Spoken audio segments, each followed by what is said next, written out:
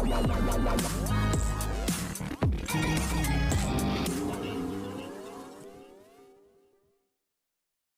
ये है चाहते की कहानी में आज रात आने वाला है हाई वोल्टेज ट्विस्ट।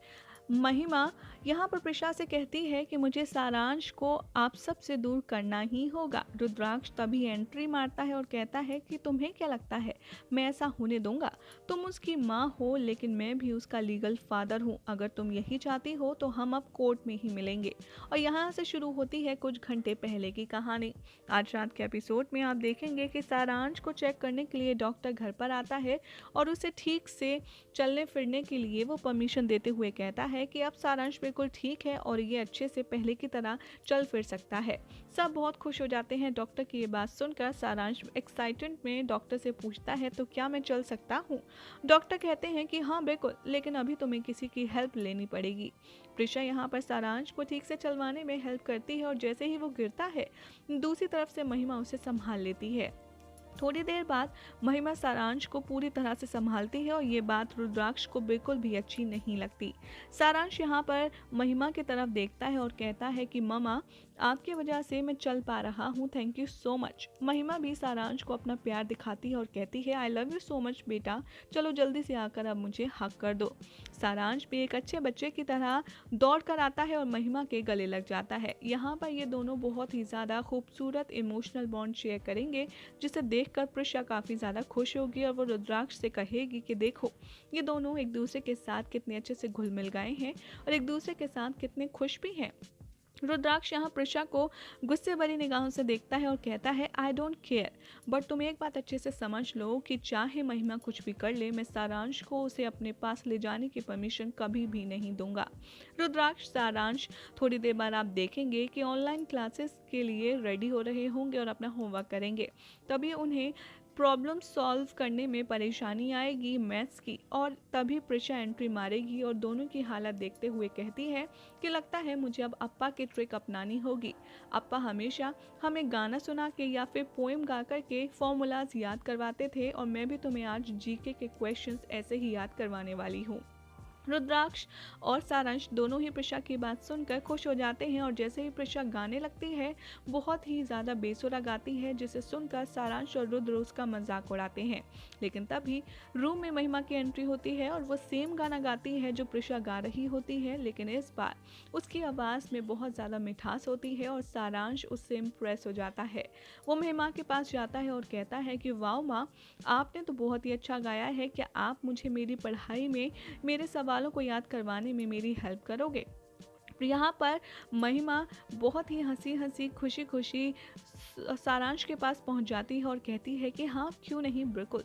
तो सारांश पे रुद्राक्ष से कहता है कि चलो डूड, तुम भी माँ से ही पढ़ लो क्योंकि ये बहुत ही अच्छे से पढ़ा रही हैं, क्या तुम्हें कल क्लास में फेल होना है?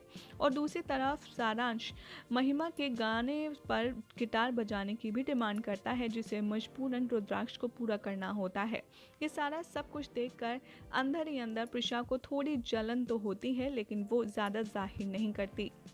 थोड़ी देर बाद आप देखेंगे कि कैसे जब पढ़ाई से ब्रेक होगा सारांश और रुद्राक्ष का, सारांश दौड़ता हुआ नीचे आएगा हॉल में और महिमा के पास जाकर एक्साइटमेंट से बताएगा कि ममा, मैं क्लास में फर्स्ट आया हूँ। आपने इतने अच्छे से सिखाया था कि मुझे पूरी क्लास में सबसे ज़्यादा मार्क्स मिले हैं। तभी ये बात बताने के लिए सारांश डिनर टेबल पर बैठे बलराज के पास जाता है और उसको भी यही गुड न्यूज़ देता है कि वो क्लास में फर्स्ट आया है, जिसे सुनकर बलराज बहुत खुश हो जाता है और कहता है कि अरे वाह, इसके लिए तो तुम्हें अवार्ड मिलना चाहिए, बताओ तुम्हें क्या चाहिए। सारांश मौके का फ़ायदा उठाता है और उसके कान में कुछ कहता है जिसे सुनकर बलराज खड़ा हो जाता है और दूर जाकर नीचे बैठ जाता है। सारांश सोचता है कि क्या वाकई में उसके दादू उसे घोड़ा बनकर सवारी करवाएंगे जो उसने अभी मांगा है। ये बात सारांश के लिए बलराज पूरी करता है और उसे घोड़ा बनकर अपने ऊपर सवारी भी करवाता है। ये दादू और पोते का मोमेंट देखकर घरवाले काफ़ी ज़्यादा खुश होते हैं, तो दूसरी तरफ आहाना मिश्का काफ़ी ज़्यादा शॉक्ड और सरप्राइज होती हैं कि आखिर प्रिशा ने ऐसा कौन सा ब्लैक मैजिक कर दिया है बलराज के ऊपर कि वो इतनी ज़्यादा गिल्ट में डूब गए हैं कि घोड़ा बनने को तैयार हो गए हैं। ये सब कुछ देखकर घरवाले बहुत ही ज़्यादा हैरत से खुश होते हैं। थोड़ी देर बाद आप देखेंगे कि जैसे ही बलराज हॉल में सारांश के साथ क्वालिटी टाइम स्पेंड कर रहा होता है, ये देखकर महिमा को बहुत ज़्यादा जलन होती है और वो मन ही मन सोचती है कि जब तक इन्हें पता नहीं था कि सारांश राजीव का बेटा है, तब तक बलराज सारांश से कितना बुरा व्यवहार करते थे। लेकिन जैसे ही इन्हें पता चला कि ये इनके बेटे का बेटा है, इनका तो बात करने का और इसके साथ बिहेव करने का तरीका ही बदल गया। लेकिन इससे पहले इनका बिहेवियर बदले, मैं सारांश को इनसे दूर ले जाऊंगी और वो रूम में जाकर किसी से फ़ोन पर बात करने लगती है। थोड़ी देर बाद जैसे ही बलराज फ्री होकर अपनी स्टडी रूम में जाएगा, उसके पास आएगा एक कोर्ट का नोटिस जिसमें लिखा होगा कि कल सारांश की कस्टडी के लिए कोर्ट में सुनवाई है और उसके लिए पूरे खुराना हाउस को वहां पर मौजूद होना है। ये बात सुनकर बलराज बहुत ज़्यादा घबरा जाएगा। तभी वहां से प्रिशा गुजर रही होगी। बलराज को परेशान होता देख प्रिशा अंदर आएगी और उससे पूछेगी कि आखिर क्या है इस लेटर में जिसे पढ़कर आप इतने परेशान हैं। बलराज यहाँ पर प्रिशा से कहेगा कि देखो, मैं मानता हूँ सारांश के साथ मैंने अब तक बहुत बुरा व्यवहार किया है। जब से मेरा बेटा राजीव गया है तब से मेरे अंदर कुछ मर गया है। लेकिन सारांश को देखकर मुझे एक बार फिर से वो एक्साइटमेंट होती है, वो जीने की चाह मिली है। मैं अब सारांश को अपने से दूर नहीं होने दे सकता। प्रिशा, तुम कुछ करो, तुम कुछ भी करके सारांश को इस घर में रोक लो। मैं नहीं चाहता कि हमारा पोता हमसे दूर जाए। प्रिशा जैसे ही कोर्ट का नोटिस देखती है, वो बहुत ज़्यादा शॉक्ड हो जाती है और वो सोचती है कि आखिर महिमा अक्का ने इस तरह से क्यों किया जब सब कुछ ठीक चल रहा है। दूसरी तरफ आप देखेंगे कि महिमा युवराज को कॉल करती है और उसको थैंक्स कहती है और बोलती है कि तुम नहीं होते तो मैं इतने कम टाइम में सारांश की कस्टडी का नोटिस नहीं भेज पाती। लेकिन तभी वहाँ पर प्रिशा आ जाती है।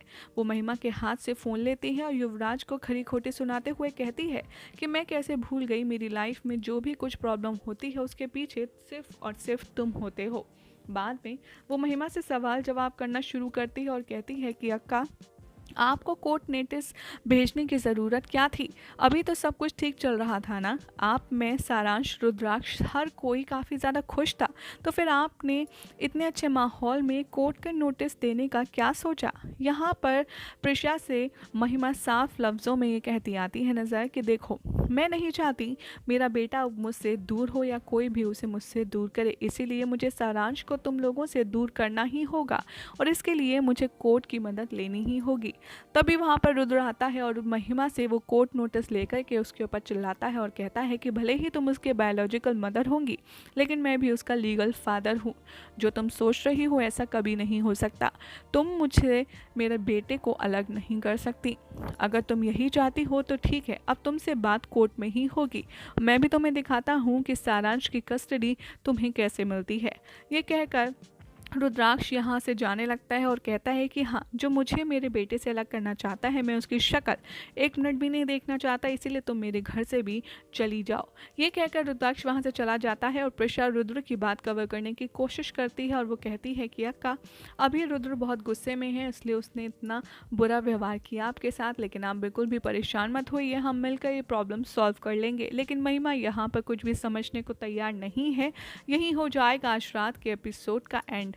उसके बाद क्या होगा आपको बताएंगे अपनी अगली रिपोर्ट में।